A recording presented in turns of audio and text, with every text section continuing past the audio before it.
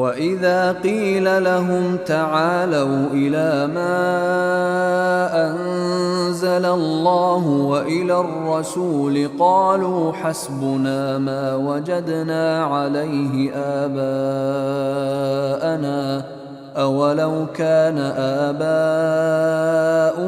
لَا يَعْلَمُونَ شَيْئًا وَلَا يَهْتَدُونَ। যখন তাদেরকে বলা হয় যে আল্লাহর নাজিলকৃত বিধান এবং রসুলের দিকে এসো, তখন তারা বলে, আমাদের জন্য তাই যথেষ্ট যার উপর আমরা আমাদের বাপদাদাকে পেয়েছি।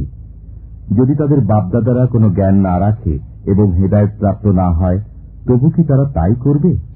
يا أيها الذين آمنوا عليكم أنفسكم لا يضركم من ضل إذا اهتديتم إلى الله مرجعكم جميعا فينبئكم بما كنتم تعملون।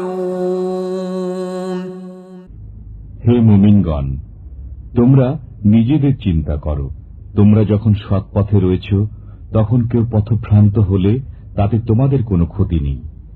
তোমাদের সবাইকে আল্লাহর কাছে ফিরে যেতে হবে, তখন তিনি তোমাদেরকে বলে দেবেন যা কিছু তোমরা করতে।